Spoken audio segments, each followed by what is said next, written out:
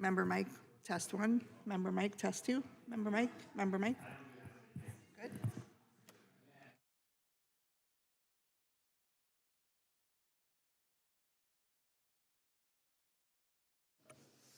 Testing Mike, testing Mike. Test, test, test.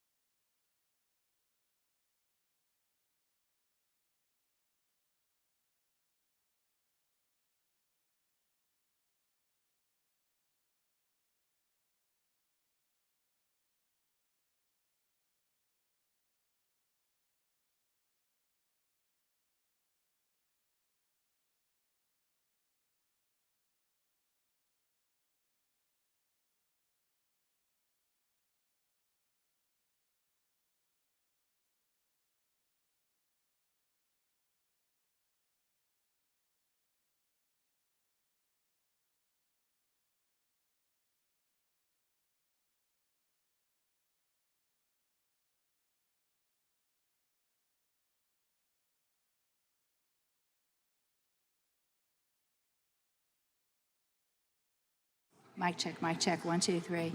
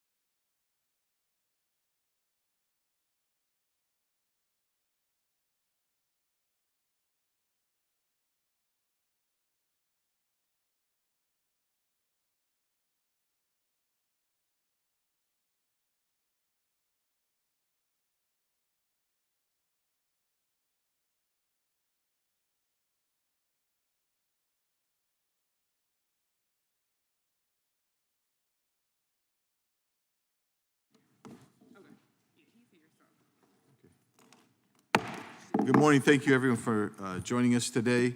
We're glad to be here. I've asked the gentlelady from Florida, Ms. Lee, to lead us in the Pledge of Allegiance.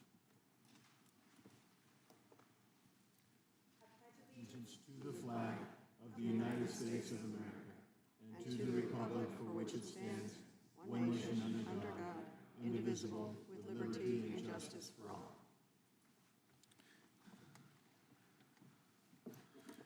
Thank you, Representative Lee.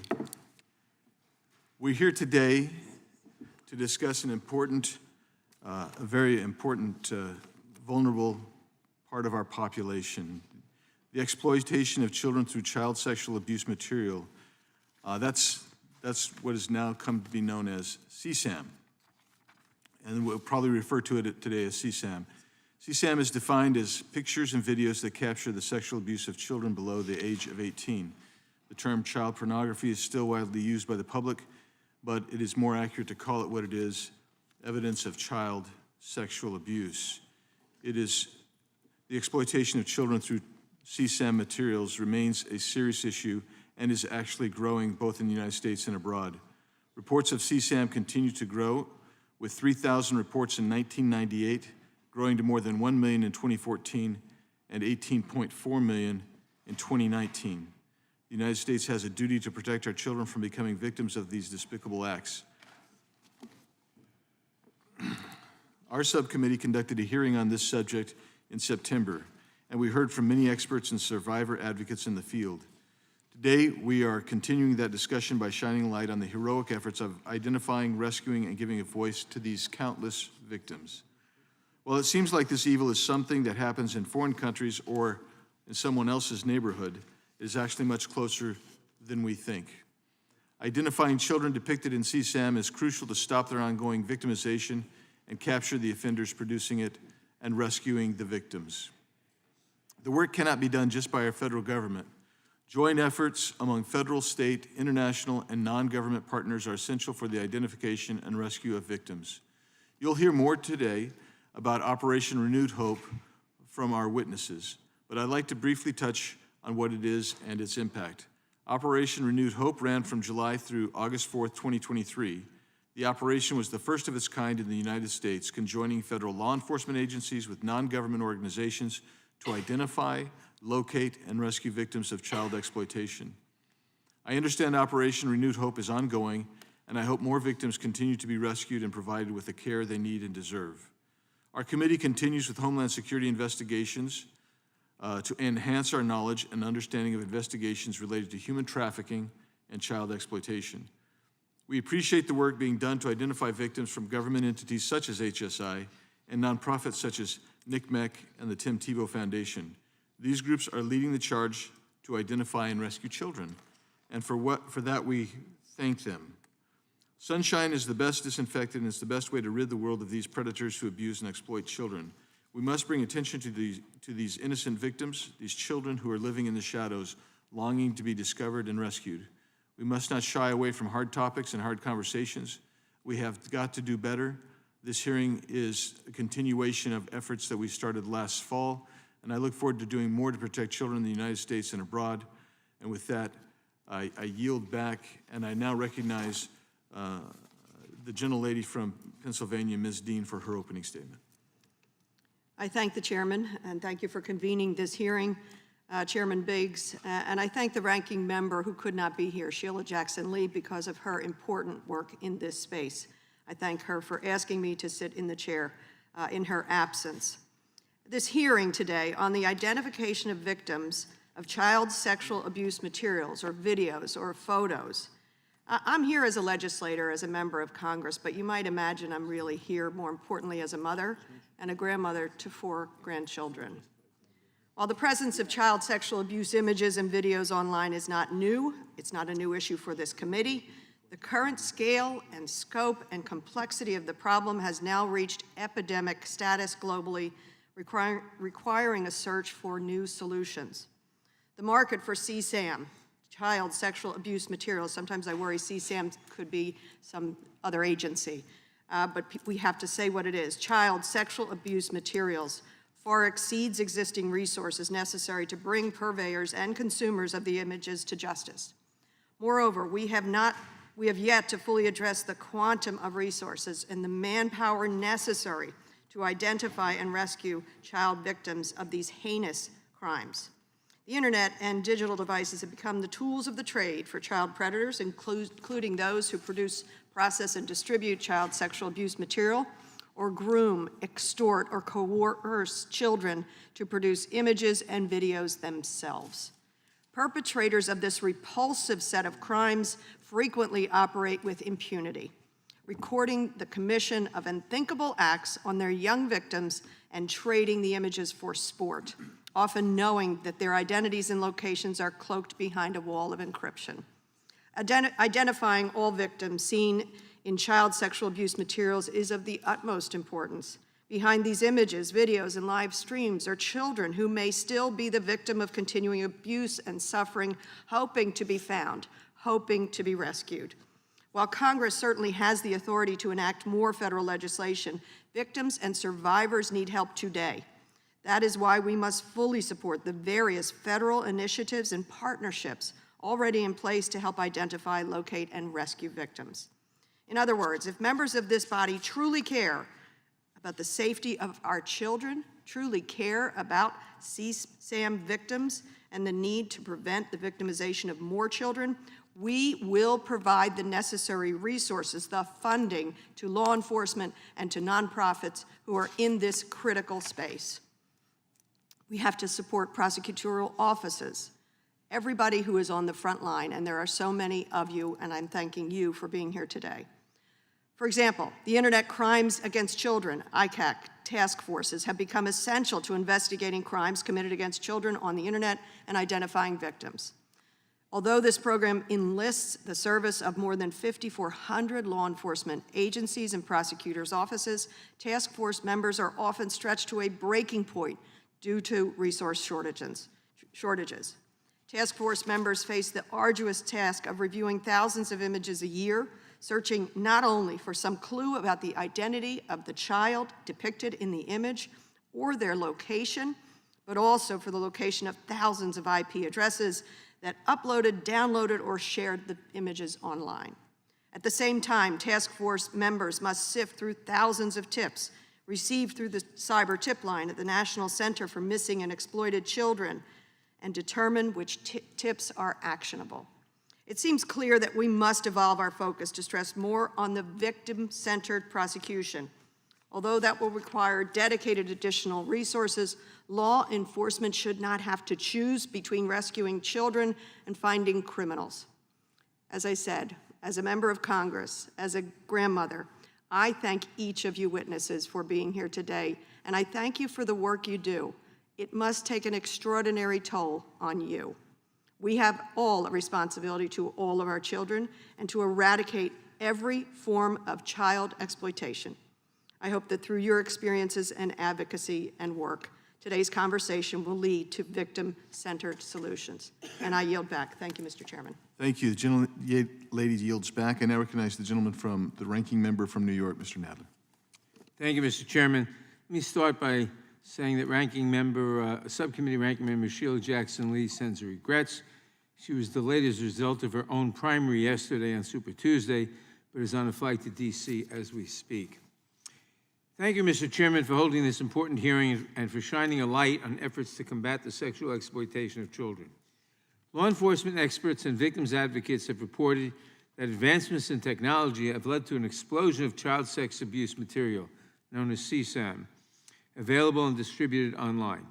Horrific photographs and videos depicting depraved acts against children are now increasingly readily available through virtually every internet-based technology, including social networking platforms, file-sharing sites, gaming devices, and mobile apps.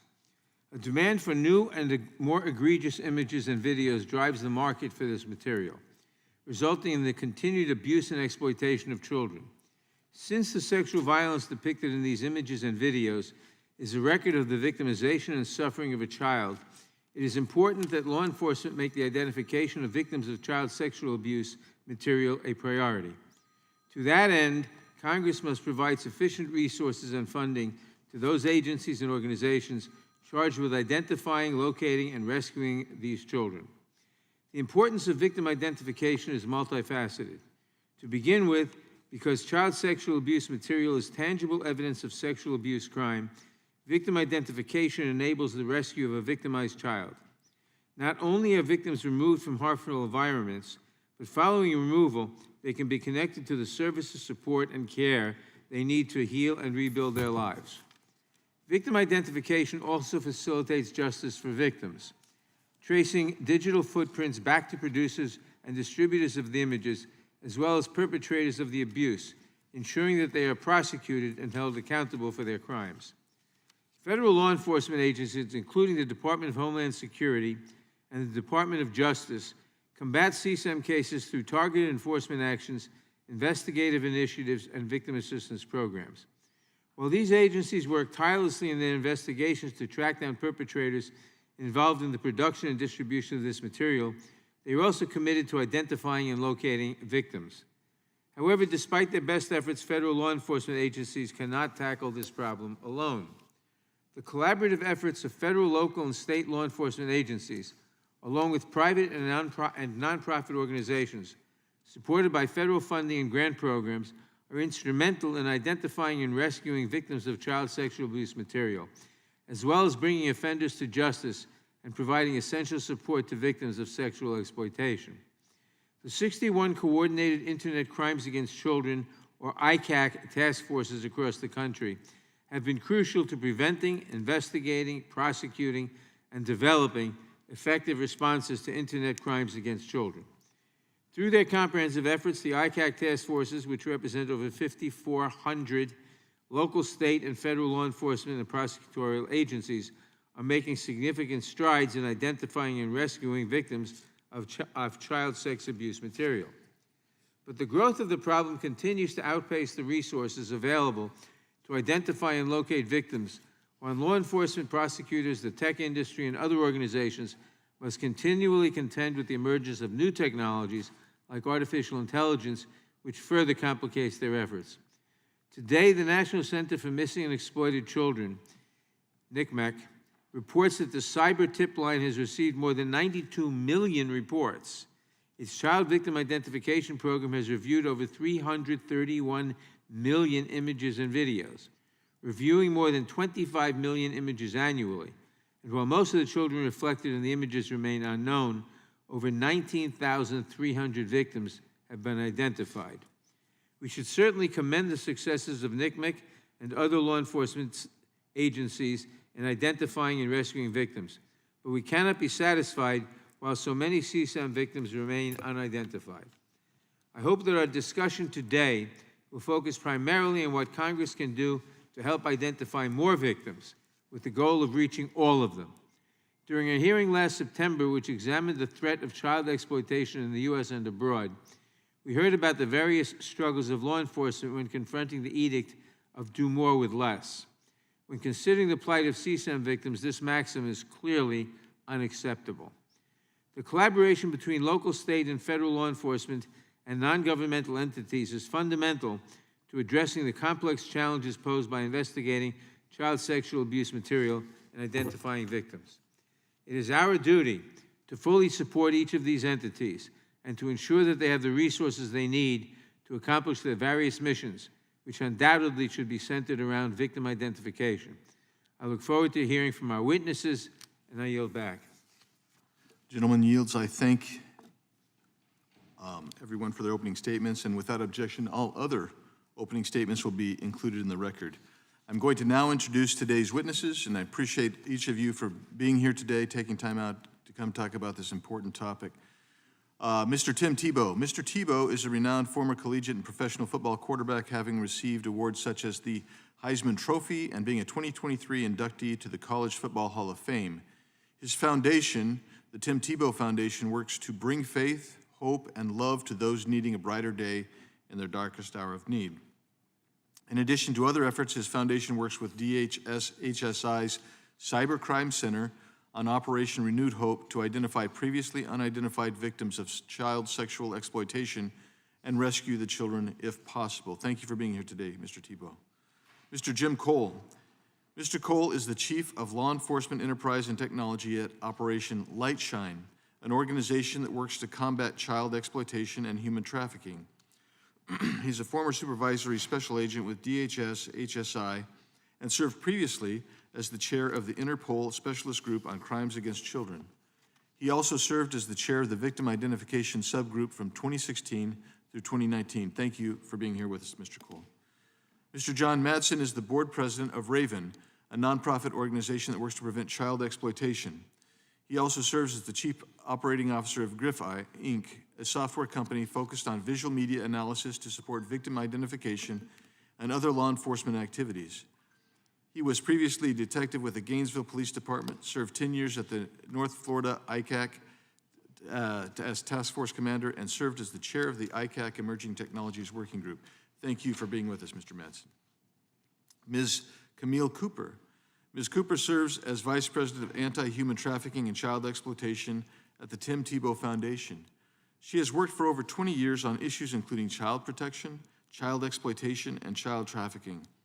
She previously served for 13 years as the Director of Government Affairs at the National Association to Protect Children, a nonprofit organization dedicated to protecting children from abuse, neglect, and exploitation. Ms. Cooper, thank you for being here today. Everyone, we're glad to have all the folks in the gallery as well, and we appreciate you being here for this important hearing. We're going to begin now by swearing in our witnesses. If each of you would please rise and raise your right hand. Do you swear or affirm under penalty of perjury that the testimony you are about to give is true and correct to the best of your knowledge, information, and belief, so help you God? Let the record reflect that the witnesses have each answered in the affirmative. You may be seated. Please know that your written testimony will be entered into the record in its entirety. Accordingly, we ask that you summarize your testimony in 5 minutes. If you get to 5 minutes, you'll probably start hearing this. And that's what you want to hear rather than a big, massive gavel. So just so you know. But that'll be kind of that'll be a cue for you to wrap up as soon as possible after that. We're going to begin now with Mr. Tebow. Please, your 5 minutes. Chairman Biggs, Ranking Member Nadler, Ms. Dean, honorable members of the committee, thank you guys so much for having me. Camille, Jim, John, so grateful for you guys and so honored to be here with you and humbled to be beside you. My name is Tim Tebow, and as Chairman Biggs stated, I was fortunate to be and humbled to be the chairman and the founder of the Tim Tebow Foundation, and we exist to bring faith, hope, and love to those needing a brighter day in their darkest hour of need. To sum it up, we strive to fight for people that can't fight for themselves. Some of you may know me from sports, but honestly, more of you probably know me from getting cut from a bunch of sports teams, as Ms. Dean mentioned earlier, so thanks, Ms. Dean. We can talk about that later, it's all good. But honestly, why we're here today is to talk about the MVP. Not the MVP I chased most of my life. Couldn't get, by the way, but chased. Not the MVP most of you are probably thinking, no, not the most valuable player. A more important MVP, the most vulnerable people. That's why we're here today. A year and a half ago, this awesome lady to my left, Camille Cooper, joined our team, and I asked Camille, I said, Camille, what breaks your heart the most? And she wrote down the number 20,000. And I said, what does that mean? And she said, it's a problem. I said, what problem is that? It's the 20,000 boys and girls that have been abused and raped, and their images and videos have been captured, but nobody has been able to identify them. They're unknown. Until someone knows them, how could somebody rescue them? And I knew that day that my heart was broken and my eyes were open, and we had to do something. So I said, Camille, what do you think's the best approach? And she said, bring the best teams and players together. So we convened a meeting in Lyon, France, with amazing frontline heroes. Homeland Security, Interpol, Europol, NCMEC, ICMEC, ONIMI, Google, so many people and many more came to the table with really two goals. The first one, how many boys and girls are unknown, are unidentified? And it wasn't 20,000. It was over 50,000. And the second goal is how do we protect them? And that's where Operation Renewed Hope was born, led by HSI just a few miles away from here, and so many partners from around the world. And in 15 days, they were able to identify 316 boys and girls. 316 boys and girls. It was an incredible operation, but that's a tiny dent in what we're called to get to. It was amazing work, but it was so small in comparison. And so why we're here today is to be able to ask you to say yes to a bill that we're going to present. And this bill really has one goal: to build a rescue team. Because there's so many frontline warriors and heroes, but there's just not enough. And we need to support them, and we need more of them to get to these 50,000 boys and girls. So this bill is strictly to create a rescue team that has the funding, the support, the training, the technology, so that they can get to these 50,000. You know, I've had the privilege of playing for a lot of sports teams in my life. And almost all of them, we've had incredible resources to give us a better chance at winning a game, something that ultimately, as much as we care about it, doesn't matter. Why would we not give as much, if not more, resources to the frontline heroes that are going after the most vulnerable boys and girls on the planet? You see, when Operation Renewed Hope identified that 316, and out of all those that were rescued, more than half of them were right here in the U.S. And when you extrapolate those numbers, that means that there's thousands of boys and girls that are starving for hope in our backyard.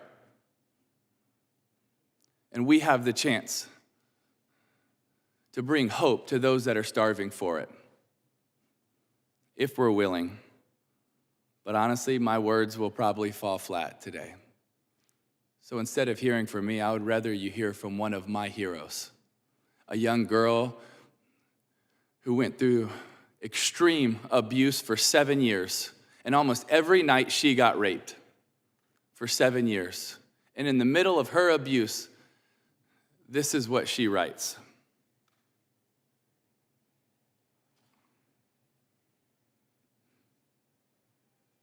Rescue me. Help me. Monsters are chasing. Can't you see? Monsters are whispering. Can't you hear? Monsters are shouting, you're nothing. Can't you feel my pain? Monsters are pushing. End it all. Just jump. Can't you hear all the whys I'm asking? Monsters are laughing. You're all alone in this. Can someone please rescue me? This girl and thousands of boys and girls just like her, they're calling out to you and to me. And how many times in my life have I missed the call? Have I missed the mark? Unfortunately, too many. But would today be a day that we wouldn't miss the mark, that we would hear her cries, that we would hear her call, and we would answer the call? Because every single one of those boys and girls is worth us answering the call and doing everything we can so that they can experience the faith, hope, and love that they deserve. Not the bondage and torture that they're in right now. I believe if we build that rescue team, we will have a chance of getting to every one of those boys and girls. I got a message last night from a girl who has been rescued, and she said, "Thank you so much for speaking up for us." And it was humbling to get that. But if all we do today is speak, if all I do is speak, I also miss the mark. We have to do more than just talk about it. We have to act on it and be about it. Thank you for having me, and God bless. Thank you, Mr. Tebow. Mr. Cole, you are now recognized for your 5 minutes. Good morning, Chairman Biggs, Ms. Dean, and honorable members of the committee. My name is Jim Cole, and I appear before you today as a retired supervisory special agent with Homeland Security Investigations, Chair Emeritus of the Interpol Specialist Group on Crimes Against Children, founding partner of Onimi Global Solutions, and the Chief of Law Enforcement Enterprise and Technology at Operation Lightshine, a nonprofit organization that raises funds for law enforcement agencies so they can dedicate resources to protecting our children. I extend my gratitude for Tim's passionate opening today and his unwavering commitment to these issues. As I've gotten to know Tim over the past few years, I've seen firsthand that Tim is the real deal. He puts his money where his mouth is, both literally and figuratively. I spent my 20-year career at HSI on the forefront of combating child sexual exploitation, an endeavor that has become my life's mission. I've had the opportunity to conduct several career cases, one that changed my life and career forever. That case inspired a new approach focused on victim rescue rather than solely arresting child sexual abuse material distributors. This methodology emphasizes uncovering new material and focusing on innocuous clues hidden within the vast arrays of seized multimedia content, shifting the priority to finding and safeguarding victims instead of just putting offenders in jail. I was recruited to establish HSI's victim identification program and laboratory at the HSI Cybercrime Center. Some of you and your staff recently visited that very lab and saw firsthand the incredible work that goes on in it. It is one of my proudest legacies. One notable case that garnered national media attention was Operation Sunflower. After several images depicting the exploitation of a young girl were shared on a darknet child exploitation site and found by a Danish victim identification specialist overseas, we began an urgent effort to identify and safeguard her. One of the images depicted the young victim in the backseat of a car with a blurry highway sign out through the window. This sign, we determined, was in Kansas, starting with a 2 and running east and west. Around hay bale, a hedgerow, and a tree near the sign made it unique. With this information, we set out across Kansas, driving down every highway, starting with a 2 and running east and west, looking for that sign. On the second day of the search, I just happened to be with the agent from Kansas City. We drove down Highway 20, and we found that sign. It came into focus as we neared the highway's end, and as we got closer, I could see the hay bale, the hedgerow, the tree. This discovery expedited the 11-year-old victim's identification and rescue from ongoing abuse that very day. From the discovery of the CSAM on the darknet to the child's rescue, only 13 days had elapsed. During my 7 years running the program and lab, I had 4 personnel conducting victim identification. It's not near enough.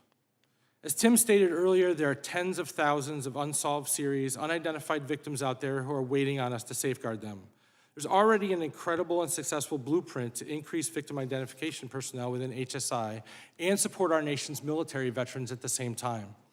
We need to look no further than the HSI Hero program to see the path forward. I've submitted a document laying out a viable strategy for consideration. Victim identification requires global collaboration. Every case I worked in my 20 years had a global nexus. Offenders do not care about lines on a map. The horrific rape of a 3-year-old girl is memorialized on video by her own father, and in minutes is available on a darknet child exploitation site with over 1 million members. In under an hour, that child's worst moments are downloaded by thousands of offenders around the globe. In 24 hours, that number is tens of thousands. Interpol plays a vital role in victim identification through the International Child Sexual Exploitation Database. The platform brings together victim identification experts from over 68 countries in a secure, collaborative portal, enabling real-time collaborative analysis of unidentified CSAM. This global collaboration is crucial for swiftly identifying and rescuing victims. However, the system is old and requires updates to enhance its effectiveness. Shortly, you'll hear from my colleague and friend John Madson, who will address resource constraints in combating child exploitation. I'd like to briefly contribute to this topic. After retiring from HSI in March, I joined Operation Lightshine, a nonprofit working with Tim and TTF at OLS. We empower law enforcement with necessary funds, resources, technology, and training to fight CSAM and human trafficking via our Intercept task forces. We secure private funding to equip local and state agencies with essentials like detective salaries, vehicles, forensic tools, and the resources they desperately need but lack funding for. The mission of OLS underscores the glaring shortfall in federal support for this crucial battle. OLS should not have to exist. The proposed funding for the creation of victim identification specialist positions with HSI represents a critical investment in the nation's efforts to combat child sexual exploitation. By leveraging the skills and dedication of our veterans and equipping them with the tools and training they need, Congress can significantly enhance our ability to protect children from exploitation and abuse. We urge Congress to support this vital initiative, which will only aid in the fight against child sexual exploitation, but also provide meaningful career opportunities to those who have served our country. Thank you for your time and attention. Thank you, Mr. Cole. Appreciate your testimony. Mr. Madson, you are now recognized for your 5 minutes. Chairman Biggs, Ms. Dean, and distinguished members of Congress, Thank you for the opportunity to testify today on a Voice for the Voiceless CSAM identification. Having dedicated the majority of my career to investigating crimes against children, it is truly an honor to be here today and to advocate for resources for the men and women in law enforcement who are still on the front lines. That is the very purpose for which Raven was created, through the collective experience of its members, to educate and advocate at the highest levels of government for the resources necessary for our Internet Crimes Against Children task forces, to give attention to those who are not heard and to a voice to those who cannot speak.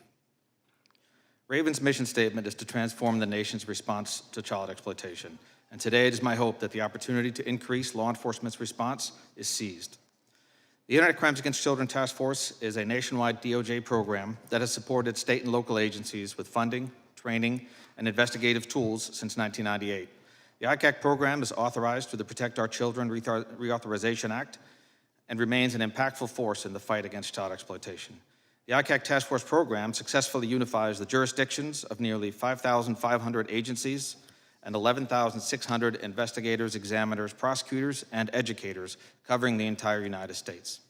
As a detective with the Gainesville, Florida Police Department, I had the privilege of being part of the Internet Crimes Against Children Task Force for 12 years as an investigator, forensic examiner, and for the last 10 years as a task force commander.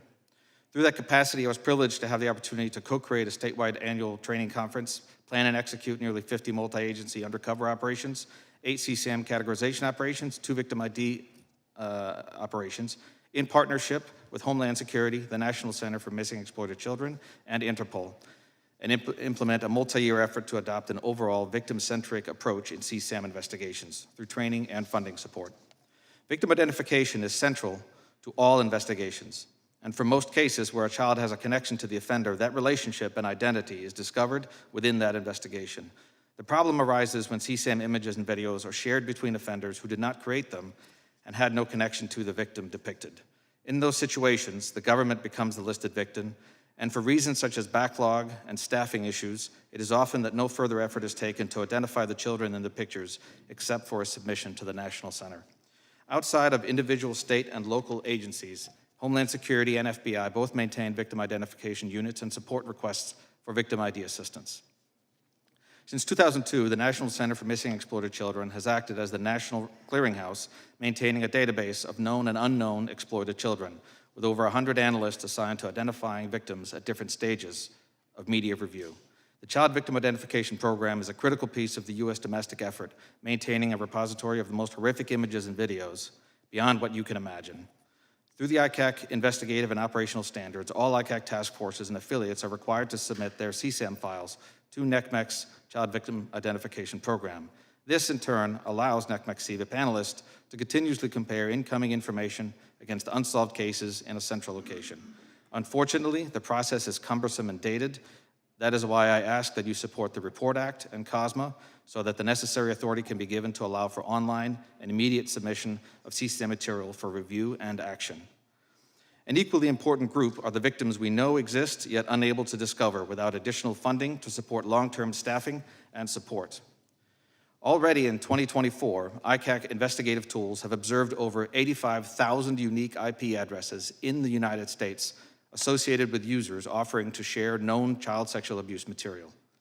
But only 367 of those cases have been claimed as under investigation. A single torrent or file group readily available for download contains thousands of images and hundreds of videos of toddlers being raped. At a minimum, these offenders use known CSAM for inspiration, normalization, and grooming.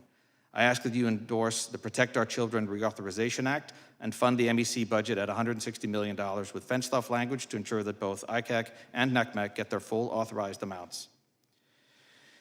If you ask why, additionally, to fund this effort, a former task force commander from Arizona once phrased his motivation like this. After being asked why he would focus on child crimes when he could earn the same or more in a different bureau, he answered, because they believe in Santa Claus. To continue, I would ask, are we really numb to this horror to where these are just numbers to us? Are we really unwilling to rescue those who live in it? Is that the America I enlisted to serve, and are those the ideals we swore to uphold? In this world, there are causes worth fighting for, regardless of the pain, worth sacrificing for, regardless of the risk. There are moments that define us as people and society, and this is one. Please fund the ICAC task forces. Thank you. Thank you, Mr. Madson, for your testimony. Now, I recognize Ms. Cooper for her 5 minutes. Can you press the microphone button there, please? Thank you.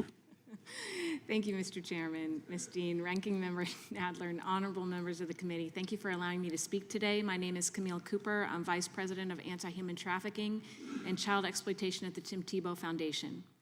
You've heard about the MVPs today. You've heard Tim talk about how important these unidentified children are. You've heard Jim talk about how important HSI and Interpol are. And you've heard John talk about how important the ICACs are. But today I want to talk about how important you are. In 2008, my former boss, Greer Weeks, and Flint Waters sat at this very table before this same subcommittee, and they showed you a map filled with red dots. Those dots represented 500,000 offenders sharing images of infants and toddlers being raped and tortured. They explained to the world that if left unchecked, this illicit market demand for the rape of children would result in new victims. They asked you to establish and support the ICAC task forces, and you did. There are now 61 ICAC task forces in every single one of your districts, and they've arrested over 134,000 child exploitation offenders. And according to the research of Dr. Michael Burke, we know now that 85% of those offenders also have real victims. They're actually contact offenders. As investigations increased, so did forensic demands, and this created a backlog that in some agencies was 2 years long. In 2009, Somer Thompson was abducted on her way home from school, and she was raped and murdered. Her little lifeless body was dumped in a landfill. But her death was preventable because her murderer's laptop sat on an evidence shelf for 2 months.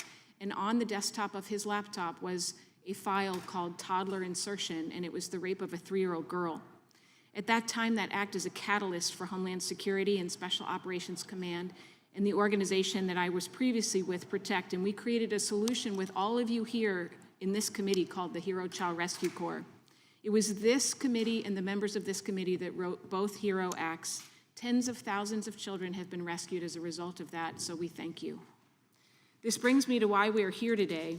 Just as we predicted in 2008, as investigations increased, images that had never been seen before also increased at an alarming rate. It's important for you to know how this happened so that you can appreciate the importance of why we're here. I'm going to take you upstream, past the distribution of the images, to the source of the actual abuse. For decades before the internet, the only way to know if a child was being sexually abused was if that child actually disclosed. Reports of sexual abuse in the United States have 2 tracks. If you are raped by your neighbor, your case goes to law enforcement. If you are raped by a parent or a caretaker, your case goes to social services, and you get a social worker instead of a cop. This is a diversion program for child rapists, and it was established in federal law in 1974 under the Child Abuse Prevention Act, under the Social Security Act. For child sex abusers, this law acted as an incentive to grow your own victims so that you wouldn't go to jail.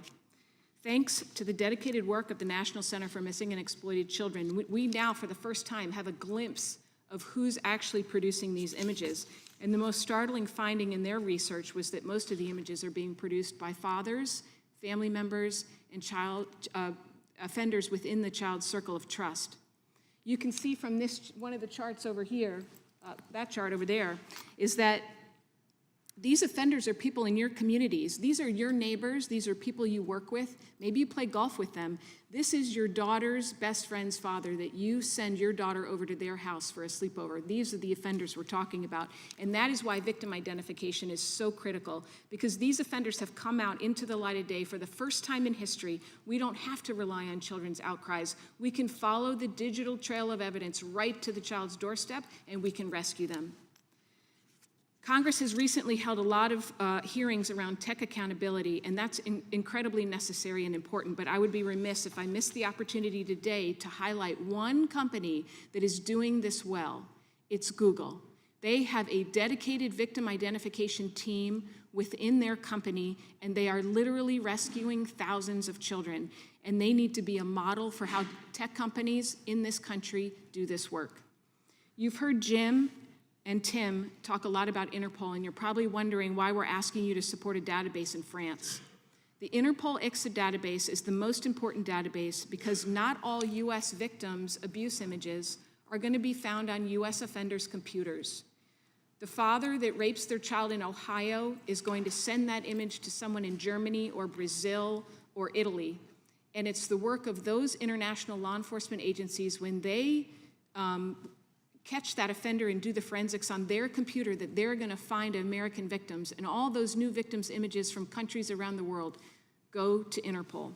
They have a world-class training program, and they have the best analysts in the world, but they simply don't have enough of them.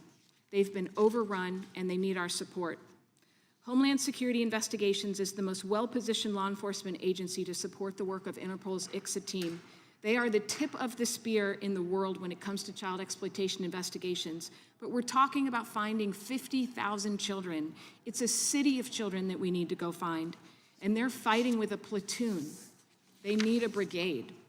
We have 3 important requests for you today. 1, as Tim said, we need to build a rescue team. We need dedicated, specially trained victim identification analysts, and we need hundreds of them. We need to invest in their training, and we need to give them the absolute best tools that we have to go rescue these kids. And we need to modernize the ICSA database so that as these images pour in, they can keep up with it. A lot of people told me not to come up here and ask for your help because it's a presidential year. It's too partisan. We won't get anything done. But I've been up here with you before, and we've done great things together during presidential years. So I would just ask that everyone put their partisan differences aside in the pursuit of saving lives. These children need all of us to fight for them on one team, one mission. Let's go rescue these kids. Thank you for your opening statement. Now it's time for member questions, and I recognize the gentleman from Florida, Mr. Gates, for his 5 minutes. Thank you for holding this hearing, Mr. Chairman. And I'm intrigued by this concept of a rescue team. And it seems like HSI, Homeland Security, is the preferred partner there. And I want to delve into why, because in this Congress, we had an FBI agent sitting right where you're all sitting right now, Steve Friend, and he was working these cases in our beloved Florida. And he was pulled off of those cases to go and take down people's license plates at school board meetings over parents protesting. And so I guess I want to understand best how to assemble the type of rescue team that you're talking about, and then maybe thinking about some of the assets that exist, like at the FBI, in addition to those at Homeland Security. So, perhaps Mr. Cole, Mr. Madson, your law enforcement experience, you could draw on that and talk about how to assemble the right equities and the right capabilities to attack the problem. Yes, Mr. Gates. So Homeland Security Investigations, surprisingly to most people, actually is responsible for more than 60% of child exploitation prosecutions, federal prosecutions in the United States. Traditionally, HSI is actually one of the first agencies to work this crime type. So prior to the internet, this material was smuggled into the country from foreign sources through our ports of entry and through the mails. U.S. Customs Service, which is the predicate agency for Homeland Security Investigations, worked those investigations by seizing those materials as they came into the country across our borders. That gives us a legacy and long-term subject matter expertise in this crime type. And so we worked closely with the U.S. Postal Service in that endeavor, and really the FBI didn't start working these cases until much later. Yeah, but we're in a different era now. As Ms. Cooper's laid out, we've got to follow that digital footprint right back to the source so that we can make these rescues. And I guess I'm a little worried about Homeland Security because I'm holding this Inspector General report that analyzed how they're dealing with the number of unaccompanied children that are coming over the border. And I mean, in 16% of these cases, Homeland Security isn't even doing the documentation for where they're placing children. And we have over 8,000 children that we don't even know where to put them, that are in the custody of Homeland Security now. Mr. Madson, do you have a perspective on maybe how to pull together the right equities to build the type of rescue team that we're discussing? Thank you, Mr. Gates. As the former task force commander for North Florida, we worked very well with a lot of peer agencies within all the way from the Panhandle down to Rockledge, which was the area that I covered, both from federal and state and local, so between FDLE, FBI, and HSI. And we felt that was the appropriate way to collaborate and to work on these types of cases with the ability to prosecute federally when needed, or at the state level when needed. And I just think we can, as the subcommittee with oversight over a lot of these equities that they're trying to pull together, we can give them the right encouragement and the right authority to do that. I've also been reviewing this Stanford Internet Observatory report on identifying and eliminating CSAM in generative machine learning training data and models. And I'm sort of interested in how AI interfaces with all this, because the report seems to say it's really troubling when you have these child exploitive materials that are part of the training models for AI, but the report goes on to say maybe it's AI that will help us do what Ms. Cooper is charging us to do and get to the core of the problem. And so, to any of you here, how do you see AI interfacing with both the perpetration of these crimes, but also perhaps the investigations and the prosecutions and the resolutions of them? Yeah, I'm happy to take that answer.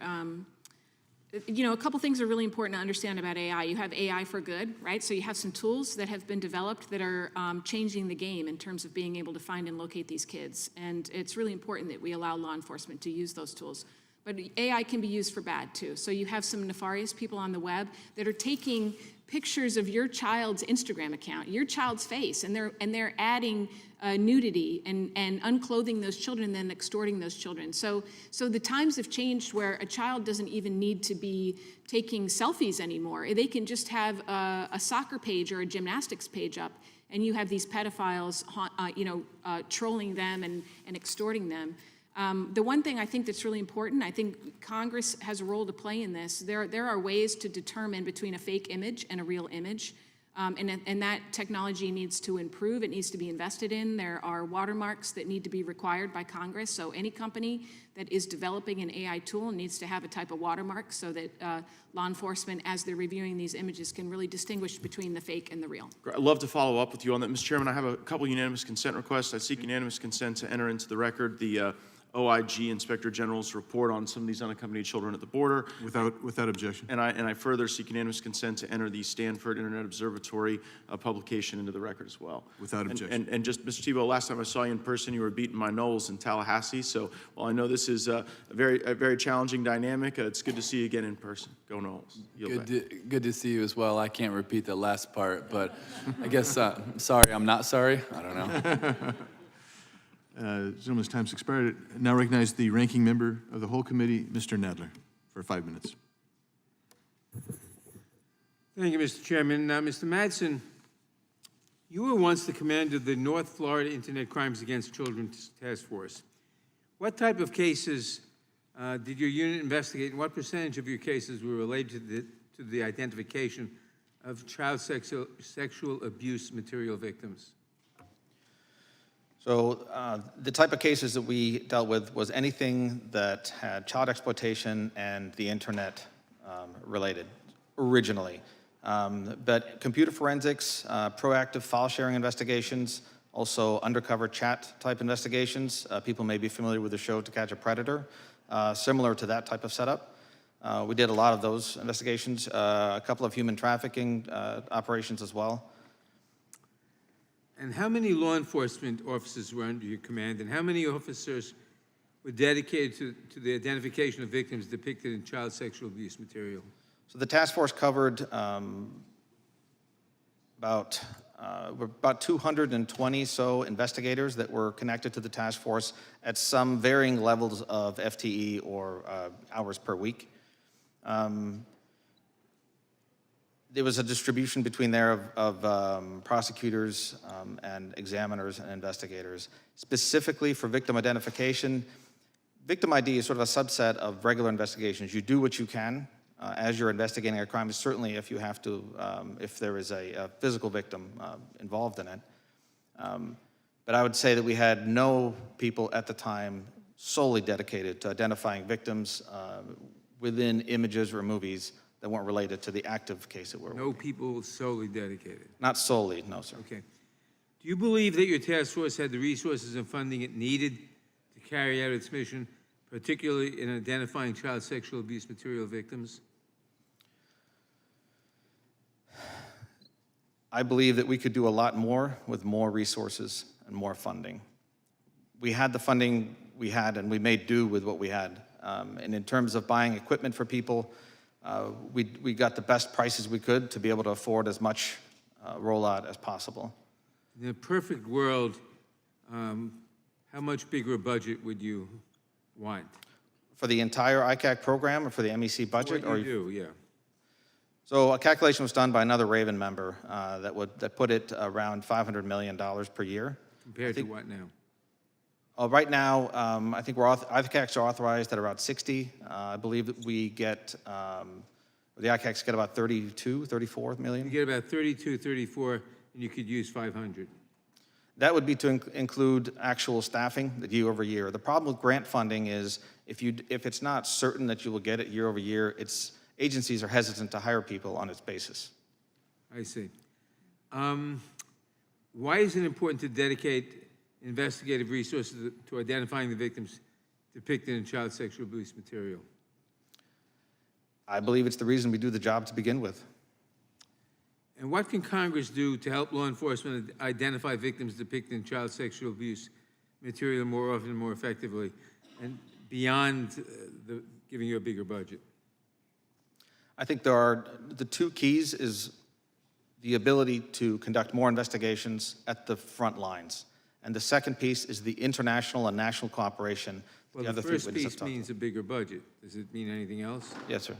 The collaborative effort, like the technology that underlies the way we communicate with the National Center CVIP program, the speed at which we can deliver information and the richness of that information, metadata, files, that sort of thing. And then also the international component that has been mentioned by the other witnesses. And what harms are created when law enforcement focuses solely on prosecuting offenders rather than identifying victims? What are the benefits of shifting to a focus on victims when it comes to combating child sexual abuse material? Well, for one, I believe it is our obligation. Certainly the benefit is that we're able to extract that victim from the ongoing abuse that they might be experiencing.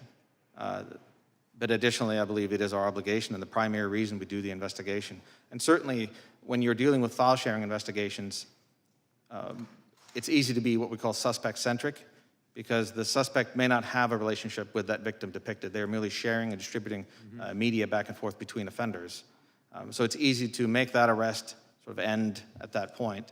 But what we are all asking for is there be additional effort and funding given to the ability to follow up on those images. For one, ensure that we can extricate the victims from the ongoing abuse, but also in an organized manner to where every investigator who may identify them later on doesn't re-victimize them with another visit, so that we have a domestic center repository that can track and maintain those identities. Thank you. And finally, Gentleman's time has operational expired. But I'm going to let you ask that last Thank you. question, Mr. What operational changes or resources might be needed to shift from an offender-focused model to a victim-focused model of combating the spread of child sexual abuse material? Well, to spend the extra time it takes to liaise with other entities, whether at Homeland, FBI, the National Center, or Interpol, it takes additional time. And as you brought up earlier, the lack of specifically dedicated victim identification specialists make it harder for the regular investigator to take time out to do that. When you have a significant backlog, you have other cases coming in, and you have cyber tip increases that are quite high year over year. Thank you, Mr. Madson, and thank you, Mr. Chairman, for your indulgence. I yield Absolutely. back. Thank you. Gentleman yields. Chair recognizes the gentleman from Wisconsin, Mr. Tiffany. Thank you, Mr. Chairman. I want to thank you all for tackling this problem. And first of all, I'd like to ask Mr. Cole, am I hearing correctly that this problem is growing exponentially, or it has over the last decade or two? Is that accurate? Yes, sir, absolutely. In regards to, I believe it was Ms. Cooper that cited Google as really making some efforts to get after this. Why has Snapchat become so prevalent in the spread of CSAM? Because Snapchat's a platform that's very popular with children. And so any platform where children will congregate, offenders will also congregate. Ms. Cooper, so this is growing, and we're trying to get to the enforcement end of this, correct? Is there something missing in society that we're not getting to the root of this problem?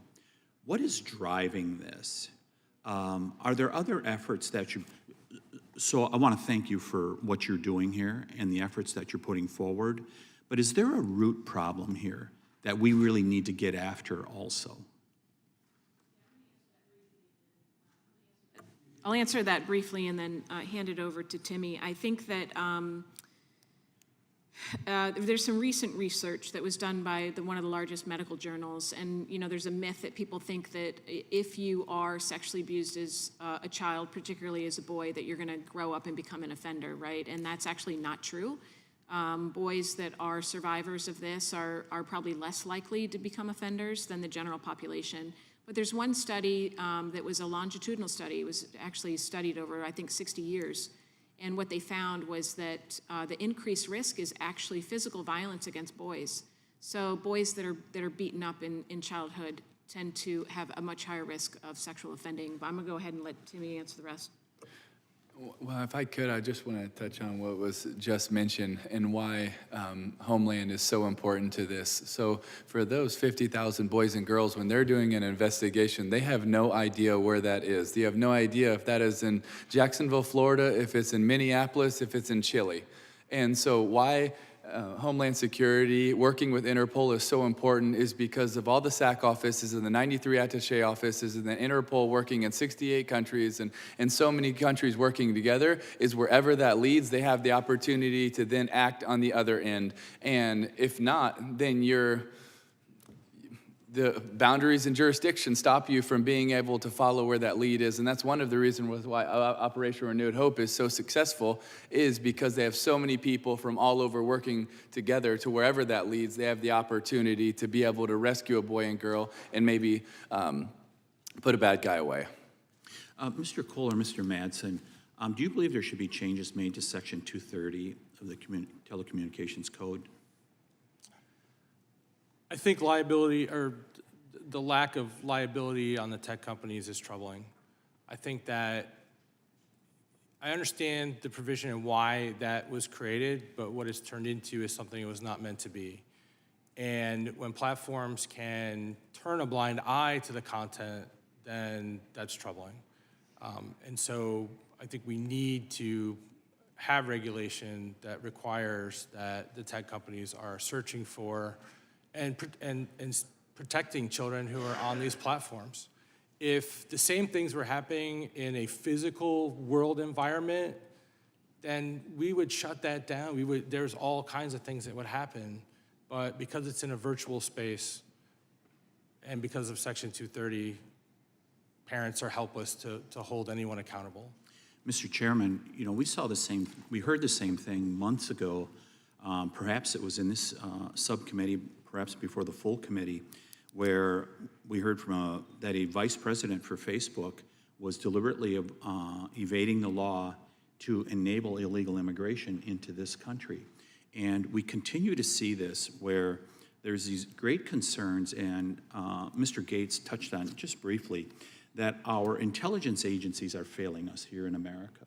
Whether it's the FBI, the Department of Justice, or others, they are simply failing America and going after these problems. And I give great credit to the four folks that are before us today for making a positive impact in regards to this.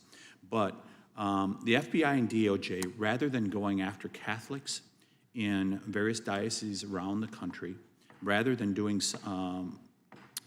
going after school board members, they should be going after these type of people. This should be a priority of theirs, and it's not. Thank you all for joining us today. Gentleman's time has expired. Chair recognizes now Ms. Dean for her 5 minutes. I thank you, Chairman. I thank you all for your powerful testimony, and I can't stop thinking about the toll it must take on you personally to do this work, and so thank you for that. I know you convince us that the children are worth it. They're worth rescuing. So, Mr. Madson, maybe I could start with you. Thank you for reminding us of the innocents, whether they are children who write letters to Santa Claus or await the tooth fairy, like my own grandchildren. They desperately need us, and we cannot fail. I'm pleased to co-sponsor, alongside Representative Lee, the REPORT Act, I hope it will make life better for child victims and survivors. Could you speak to the Report Act, what you think could be and would be effective about it for both victims and for law enforcement? Thank you, Ms. Dean. For us, or for the ICAC community, it is the ability to send information to the National Center with urgency, with speed, over the internet. From what I'm told, that has been one of the issues that we've been dealing with over years, their ability to receive that information, also immunity related to that transaction. How often is a child rescued? I appreciate all your focus on this, that sure, law enforcement and hunting down the criminals is important, but how often are we connecting, using these resources to rescue a child? Maybe Mr. Madson. So as I mentioned earlier, in an investigation where there is no file sharing or there isn't necessarily the need for the international collaboration, it happens quite often with every exploitation case that occurs at the federal all the way down to the municipal level.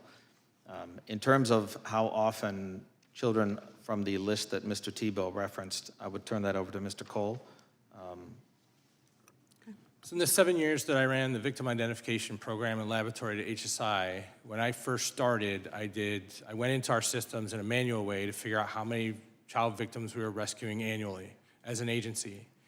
In the start of 2011, we rescued 262 child victims. It seems like a lot, but it's nothing. The following year, when we implemented things like Project Vic and other technology and a focus on identifying and rescuing children instead of only arresting offenders, we saw that number go up dramatically to a little over 1,000 victims in a year. Currently, we rescue anywhere between 1,000 and 1,200 victims a year just from HSI.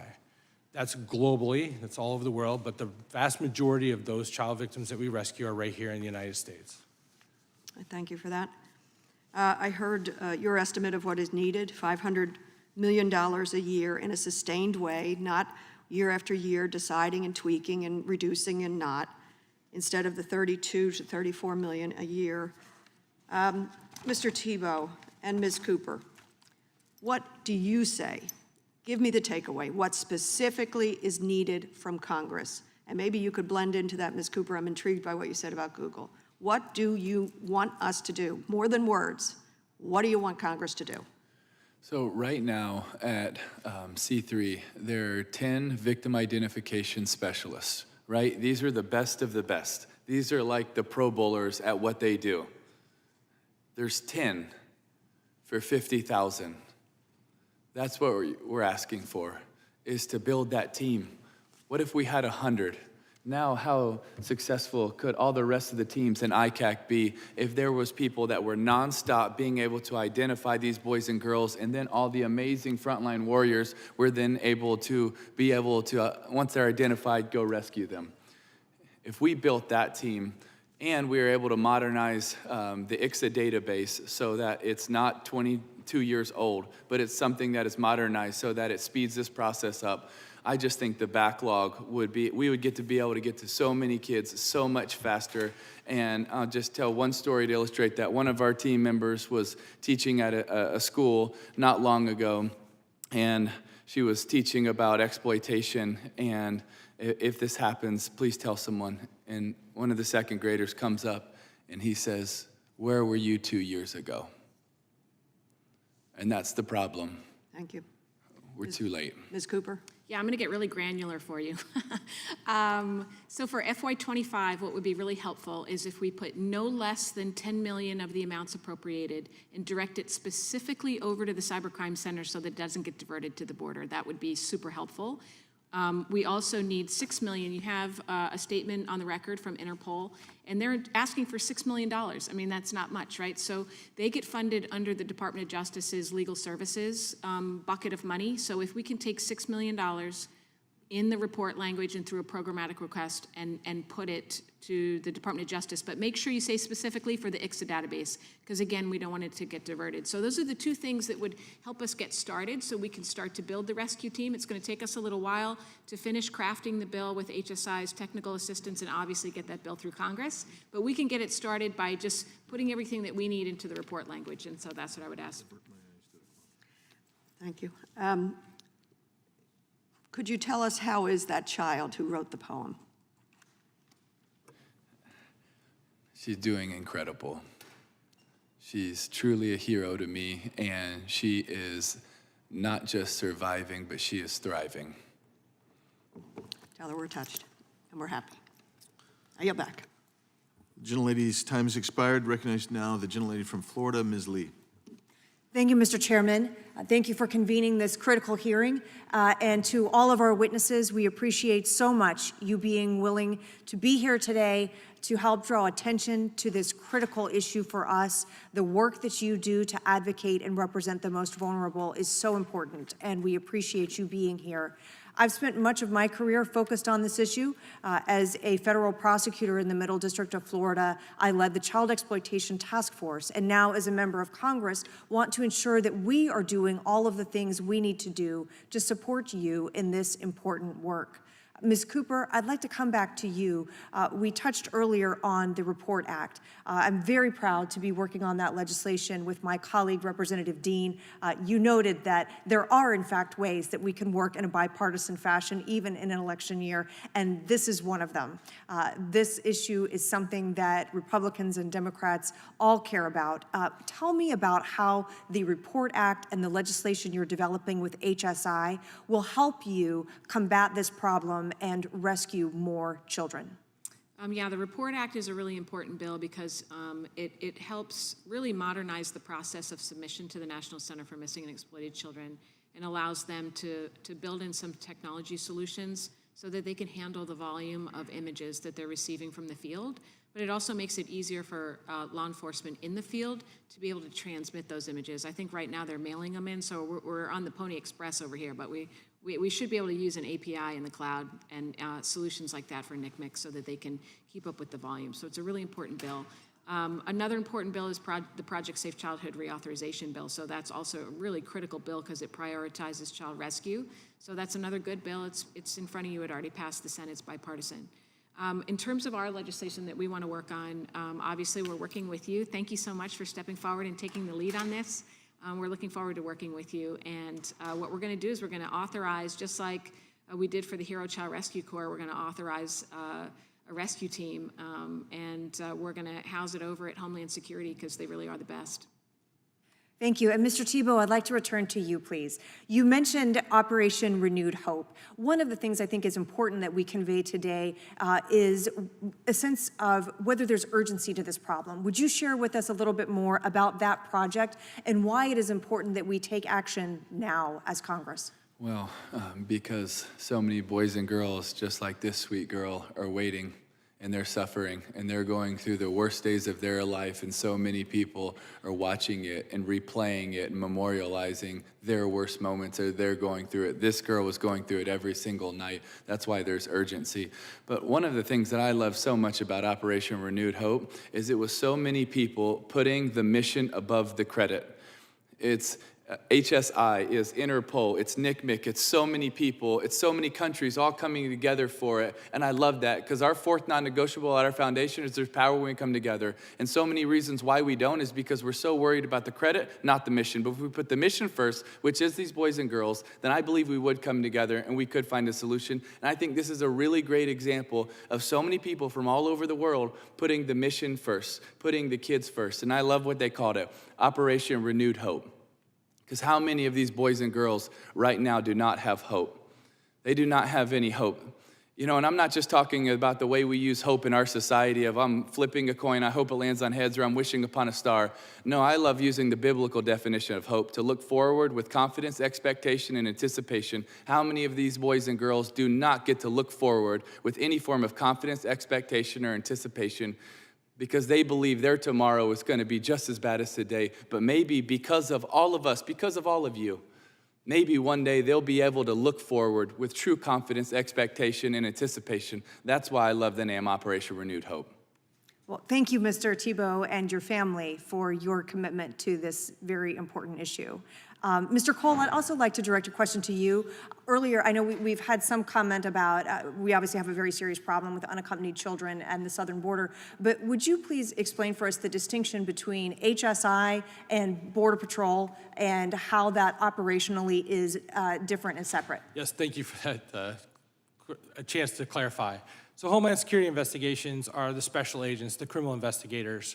We are not down at the border. We're not the folks that are handling that specific issue.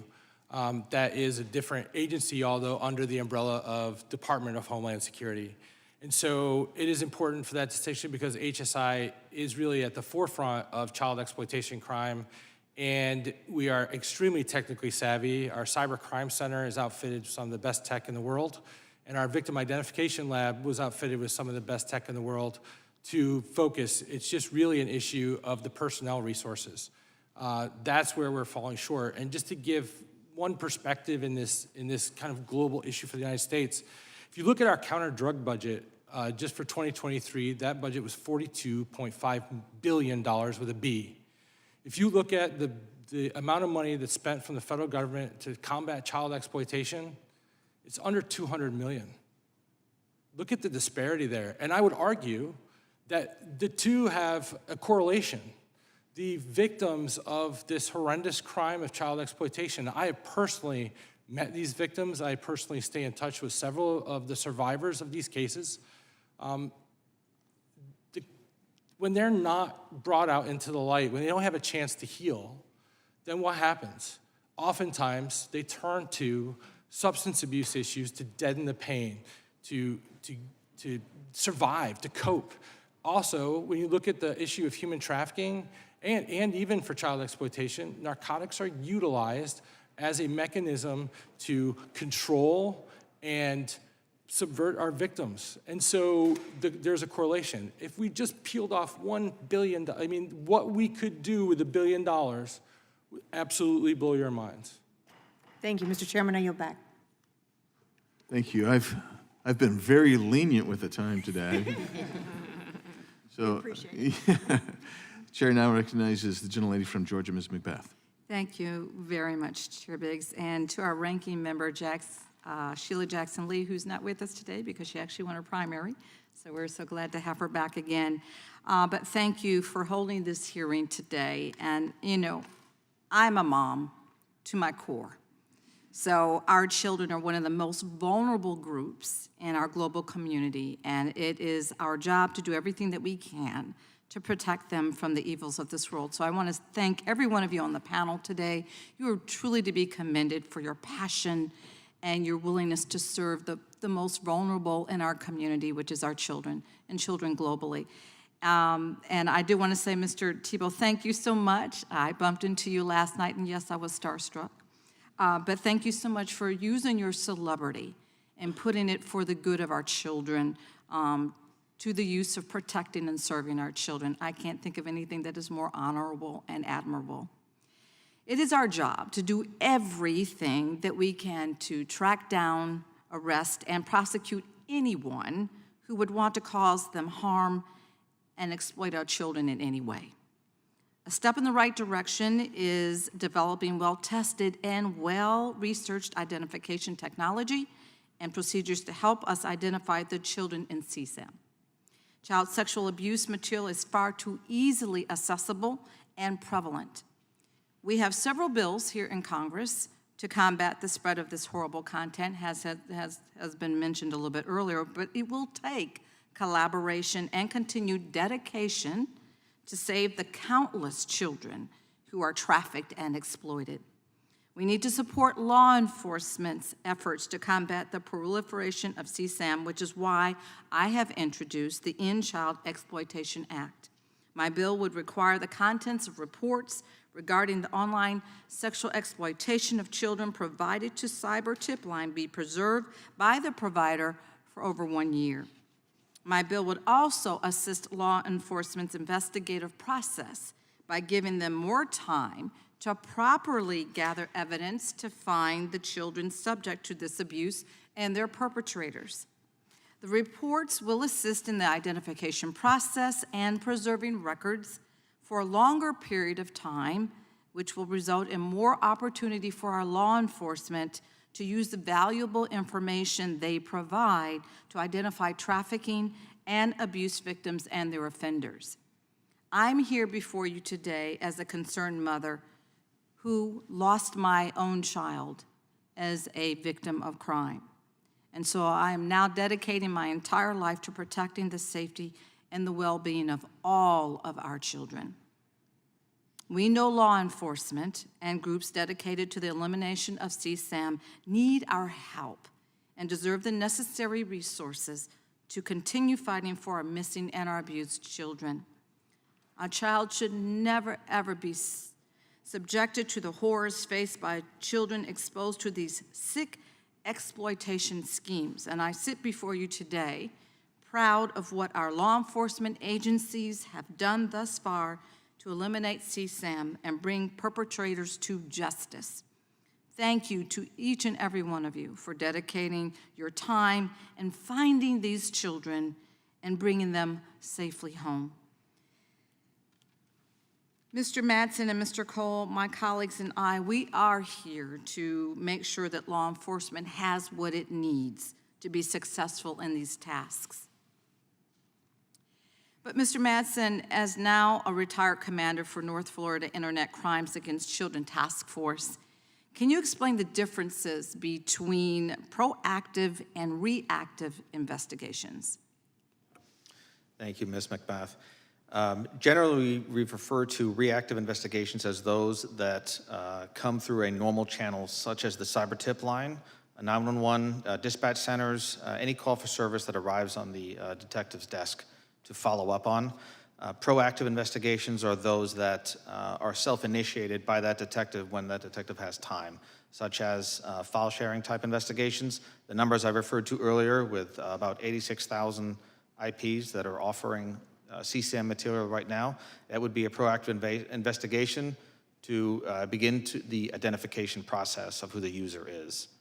It would also be undercover operations where you're investigating solicitations of a minor or a parent. Okay, thank you, and I'm going to try to take liberty for a second question.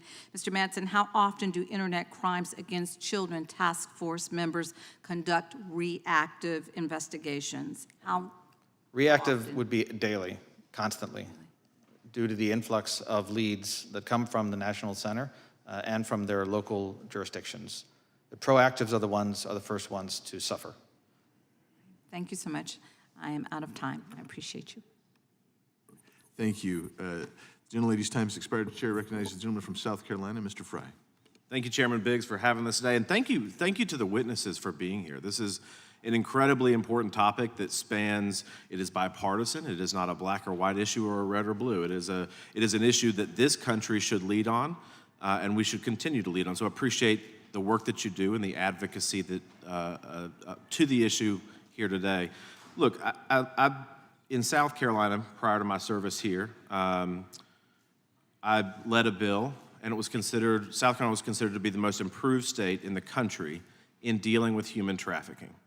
And it is amazing, when you look at the county where I live, Myrtle Beach, South Carolina, Myrtle Beach, Horry County is in the top 3 counties of reported human trafficking. It's in rural communities, it's in urban settings, it's everywhere, 30 million people worldwide, and of course the United States is no stranger to that. Here, we've talked about a lot of these important bills. I also have one, the Trafficking Survivors Relief Act, which would allow victims of human trafficking to tell their story and to really get to the perpetrators. Law enforcement love it. Victims' rights organizations love it. It unites somebody like a conservative like me with a liberal like Ted Lieu of California. That never happens. But this issue, I think you see great bipartisan support. So it's really important to focus on this, and what you said today was really impactful, particularly the note that you received, Tim. Tim, I'm going to turn to you real quick. In your experience at the Tim Tebow Foundation, how do you all partner with law enforcement. Explain to me like the process or the mechanisms in which you work with these gentlemen. Well, in a bunch of different ways. We believe in partnership, like I was sharing a little bit earlier. We believe there's power when we come together. We have 26 official partners, and we work with so many different forms of law enforcement in a bunch of different ways. Me and Jim are both heavily involved in intercept task forces, which there's 5 of them around the Southeast that are working on these exact crimes. We're so fortunate to be able to support C3 and HSI, Interpol, and so many different groups working together. So for us, it's more about a calling. When we feel called into it, we want to step in and find any way that we possibly can help. You know, and I would echo Ms. Macbeth's comment earlier about using your celebrity for good, and it's really important. I'm glad that you're doing that. What is the most crucial message to you that you would like to share to people across the country about preventing and identifying this material? I think it's hard to say what's one message, but what I would say is that every single person has a chance to make an impact. Every single one of us can make a difference. You know, every one of us has different gifts, different abilities, different platforms, different backgrounds, different opportunities to use it. You know, some are gifted in long-term restoration for people that are brought out of trafficking or exploitation to love on them really well. Some are trauma counselors, some are on the front lines like these amazing men, but we all have something to give, something to offer, and when we bring it and put it all on the table, I think special things would happen. Thank you for that. Ms. Cooper, I want to turn to you briefly. You talked earlier about steps, right? Things that we can do better. You mentioned a watermark on pictures, certainly funding, you talked about that. What are some other specific steps, or what are some pitfalls in our current legal structure that you think this Congress needs to address? You know, I think the most important thing is to talk about 2 things. One, you know, children are disclosing sex abuse, and they're not being believed. They're being put into a court system that just brutalizes them and doesn't believe them, gaslights them, sometimes puts them right back into the custody of their abusers. So we have to fix CAPTA. We have a diversion program for child rapists under CAPTA, and that needs to be fixed. We have to prevent that from continuing. So believing children, supporting children, and you know, amending CAPTA. But we can't just rely on children's outcries, because most of the time they're intimidated, they're threatened, told not to tell, and some of them are subject to some really intense violence. Some of these images are really sadistic. So, you know, the more that we can work on the child rescue side of this, the more children we can get to, and we don't have to wait for them to cry out. So we really need to do those 2 things together at the same time. Are there any areas where NGOs can maybe more effectively contribute to the collaboration between NGOs and government offices? Yeah, we see a lot of it. So, you know, we're really fortunate to have some incredible partners like IJM and Operation Lightshine and HSI and Interpol and the Canadian Center for Child Protection. And so the one advantage to being able to partner with private NGOs is that we can move fast, we can flex, we can pivot, and we can meet the demands and the challenges as they come in. Government moves very slow. It's very bureaucratic. So there's an advantage to working, but we can't make arrests. We don't have arrest authority. You don't want to be putting CSAM in the hands of NGOs, right? So we don't want them to be doing the law enforcement part, but we can do the part where we can pivot, we can build technology, we can move quickly, and we can supplement them where they need it. Thank you. This time has expired. Fair. Fair? Can I add on to that if it's okay? Yeah, yes, well, what the heck? Lost control of this one. Yeah. Another way I got that the gavel here, I'm not sure what it's for. Yeah, Mr. Tebow, I'm going to give you 30 seconds to respond to Thanks Mr. for your Voiceless. grace. Yeah. I think another thing that's so important is when a boy or girl is brought out of trafficking or exploitation, to be able to have such a clean handoff so that their first moments of freedom are also with people that are loving them or caring for them, trauma-informed counselors, so they're not just going to a location and sitting by themselves for a while, but they're being loved, they're being cared for, and that healing starts instantly. That's also a really important handoff. Thank you for that. Thank you, Mr. Chairman. Thank you. The chair now recognizes the chairman of the entire committee, Mr. Jordan from Ohio. I thank the chairman, and I thank our witnesses for this important hearing. It's the kind of subject that we need to address, and I appreciate the committee doing so. I would yield to the chairman of the subcommittee for further questions, and would yield back. Thanks, Mr. Chairman. So I'm going to, let's talk a little bit about the interface between the Tebow Foundation and law enforcement, and make sure that we understand. I want the granular level, because it's my understanding that when a victim is found and rescued, that the federal government is not providing, or there's not a mechanism in place necessarily to provide resources that you guys provide, housing, trauma counseling, et cetera. So would you elaborate on that, please, Mr. Tebow? Yeah, it totally depends on the area, the country, the location. But yes, that is one of the things that we do our best to provide. We're fortunate with our team and partners to have 42 safe homes and 9 more in progress right now, where we're trying to care for boys and girls that have been abused, trafficked, or exploited. And that is something we're extremely passionate about. And it's also so important that handoff, where we can work side by side with law enforcement in doing that, so that there is an efficient handoff in that moment. So you liaison with the law enforcement, they liaison with you, and they say, we have a child that we were going to rescue, and you guys are then able to step in and help out. Is that right?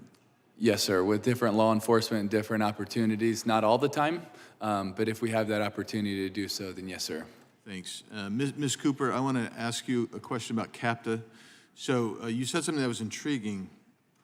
I know that in Arizona, for instance, that's where I'm from. So, if a child has been abused, not virtually, but certainly, that we find in real time, that child is taken from the parents. The child is actually charged with a felony and is not reunited with the parents. At least that's the normal plan. At least when I was representing children. So, my question for you is, what is the distinction between the federal law CAPTA and the state law that is providing essentially a hole in the law that is reuniting a victim with the abuser?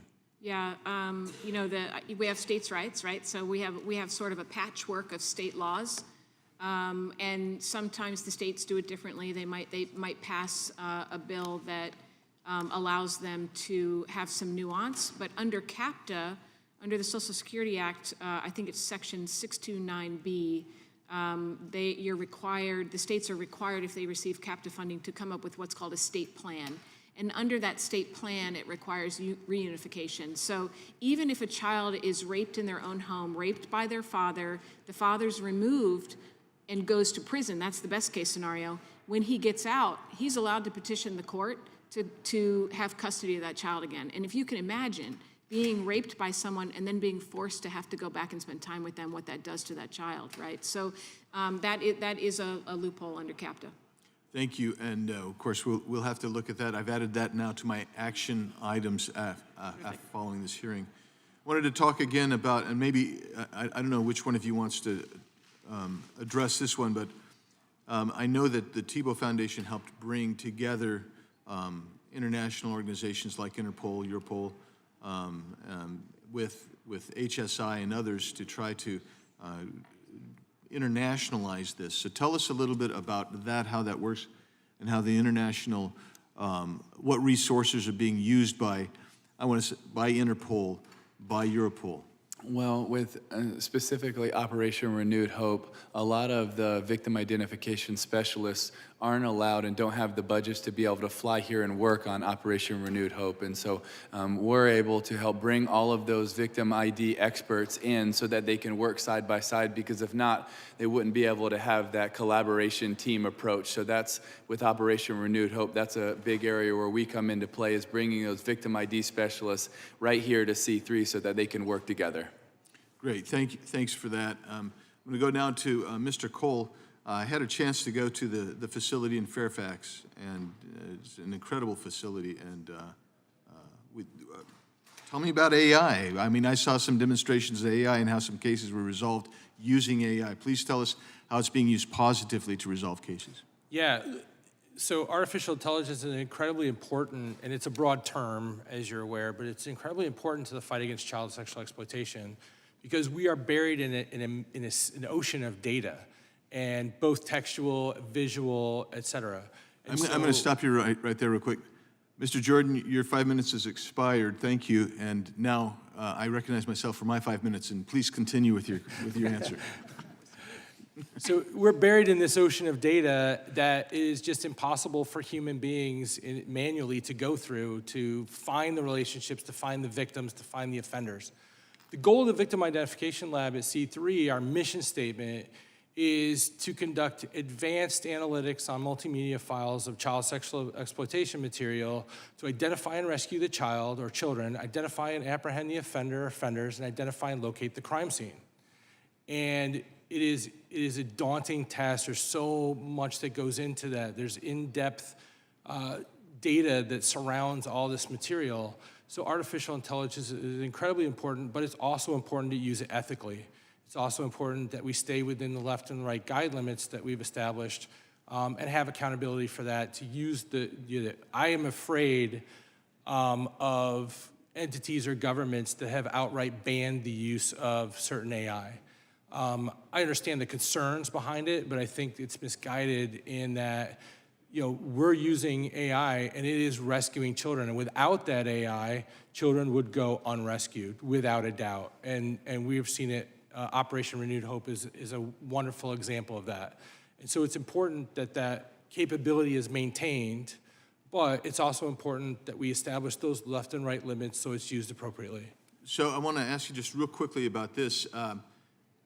How do you train? You don't even need to be specific about how you train. Let's talk about the number of people that you are able to train and the necessity at HSI that you think the numbers need to be for the victim identification team. Yeah, so, Tim talked about having 10 people at the Victim ID Lab currently. Well, that's actually 10 positions, only 7 are filled. So there's really only 7 people that are currently working victim identification. And again, trying to solve day to day the new cases that are coming in the 50,000. And they can't last very long. I mean, this is a 3 to 5 year position, I would guess. I did it my whole 20 years. I think everybody's different, and I think it's important to have, again, mental welfare safeguards as well. Sure. We've improved upon that dramatically, but it's important to scale that as we scale the personnel that would be working this. But, with only 10 positions at HSI conducting victim identification, we have 250 field offices around the country, right? They're in your districts, they're in your hometowns, they're out there of HSI agents, but they're working the cases alongside the ICACs, very much like the ICACs are. So they're mostly reactive. They don't have the time to conduct victim identification, nor oftentimes the training and the resources. The training, we would run a 2-week victim identification training course that I helped develop back in my time there. That's an intense, it's an intense 2 weeks, but you can only get so many people into those courses, and they're expensive to run because of the equipment we have to issue those folks and software. Thank you. And Mr. Madson, I met with some of your colleagues today, and there's been authorization, for instance, for $60 million for the ICACs, if I'm not mistaken, and that's been pretty consistent, but the highest you guys have ever actually seen appropriated is $34 million, if I remember that right.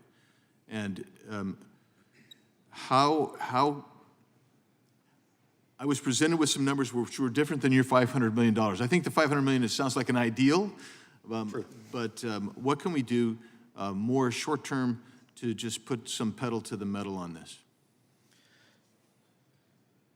So obviously, for me, having dealt with budgets year over year through the DOJ program, the ICAC, having sustainable funding is the gold standard.